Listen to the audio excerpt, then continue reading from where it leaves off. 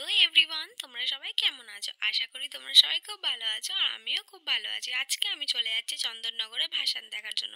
কালকে তোমাদের সাথে আমি চন্দননগরে ঠাকুর শেয়ার করেছিলাম, আজকে তোমাদের সাথে আমি ভাসান শেয়ার করব। তো আজকে দেখো, ও আমাকে নিতে আসেনি বলে আমি একা একাই ওদের বাড়ির দিকে চলে যাচ্ছি।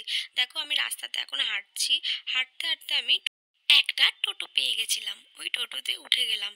তারপরে কিছু দূর গিয়েই ও আমাকে ফোন করে বললো, তুমি নেমে যাও, আমি পেট্রোল পাম্পের সামনে আছি, আমি তোমাকে ওখান থেকে পিক করে নেবো। তো আমি ওখানে নেমে গেলাম, আর এই দেখো এখানেও তেল ভরছে।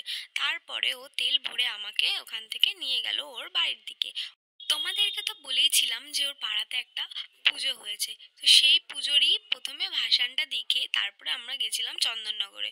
প্রথমে আমরা ওদের ঠাকুরের ভাসানটা দিয়ে দিয়েছিলাম। তোমরা এখানে কি আমার বয়ফ্রেন্ডকে দেখতে পাচ্ছ? আমি জানি তোমরা দেখতে পাচ্ছ না, কিন্তু আমি কিন্তু ঠিক দেখতে পেয়েছি। তোমরা গেস করো তো আমার বয়ফ্রেন্ড ঠিক কোথায় আছে। তারপরে আমরা ওদের ঠাকুরের ভাসানটা দিয়ে দিলাম, দিয়ে আমরা চলে গেলাম চন্দননগরে ভাসান দেখতে। আজকে কিন্তু আমরা একা যাইনি, আমাদের সাথে আমাদের ফ্যামিলিরাও গেছিল। আজকে খুব মজা হয়েছে। দেখো তো কত ভিড়, কত লাইট।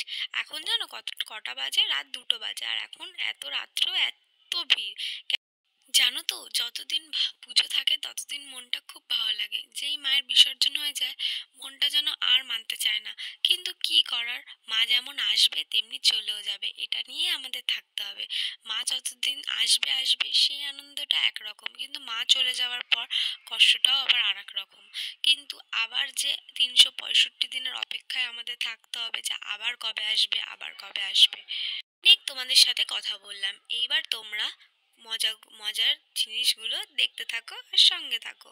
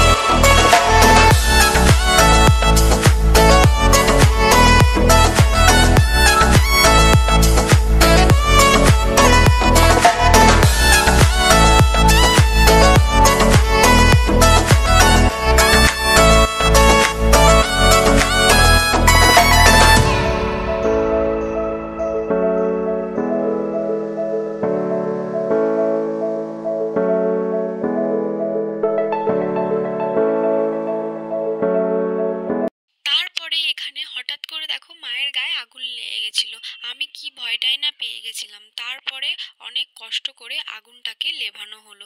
নেভানোর পর মনে একটু শান্তি আসলো। কত বড় দুর্ঘটনাটাই না ঘটে গেছিল বলো। চারিদিকে কত ধোঁয়া ধোঁয়া হয়ে গেছিল, কিছু দেখাই যাচ্ছিল না জানো। তারপরে অনেক কষ্ট করে তারপর আমরা এখান থেকে বেরালাম। বেরিয়ে মনটা একটুখানি হালকা করে আমরা আরো কিছু লাইটিং দেখে নিলাম। তো চলো তোমাদের সাথে সেগুলো আমি শেয়ার করছি।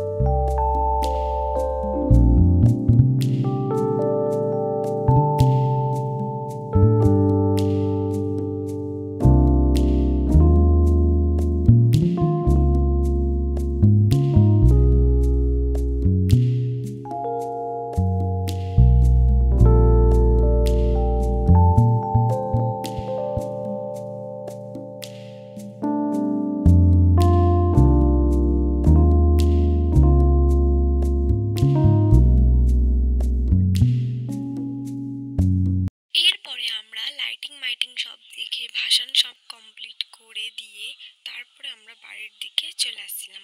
বাড়ির দিকে আসার সময় আমরা বাড়ির জন্য কিছু জিলাপি কিছু বাদাম নিয়ে নিলাম। তারপরে আমরা বাড়ির দিকে চলে গেলাম। তাহলে তোমাদের ভিডিওটা কেমন লাগলো অবশ্যই আমাকে জানিও। আর like comment share and subscribe করতে একদম ভুলো না। দেখা হচ্ছে নেক্সট ভিডিওতে। টাটা।